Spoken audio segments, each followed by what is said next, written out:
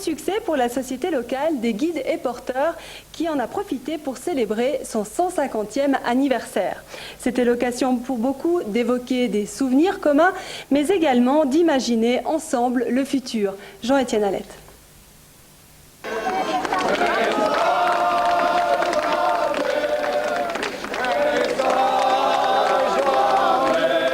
Une année de préparatifs, des animations gratuites et une météo de rêve en prime, il n'en fallait pas plus pour que cette 44e édition obtienne un tel succès.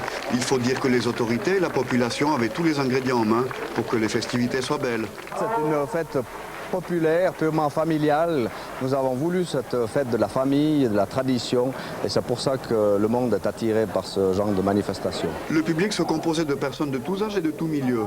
Malgré une relative banalisation de la montagne, l'aura qui entoure le métier de guide n'a pas pris une ride au fil des ans. Le guide, c'est toujours quelqu'un de mythique, un métier fantastique qui attire la foule et qui a toujours une signification très particulière.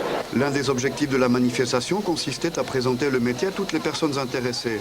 Mais pour les guides valaisans, c'était surtout l'occasion de se rencontrer en famille. Il y a aussi les guides de Chamonix, de Courmayeur, d'Aoste.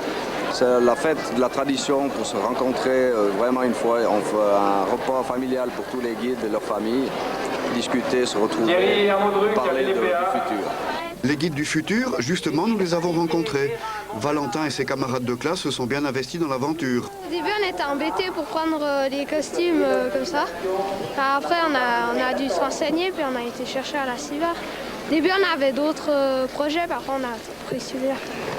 Le futur, ça passe aussi par cet SC-135 flambant neuf de la compagnie Herzermatt. Remplaçant désigné de l'Alouette pour le sauvetage, l'appareil a coûté la bagatelle de 5 millions de francs. Équipé de 2 moteurs, il est plus sûr en cas de panne. On a un monitoring pour le patient qui est moderne, très moderne. On peut beaucoup plus facilement travailler sur le patient, surtout quand on fait des transferts d'un hôpital à l'autre. Comparé à l'Alouette 3, on gagne environ 30%. Ça veut dire là aussi, on a un avantage qui est énorme. Le patient, il est plus vite à l'hôpital.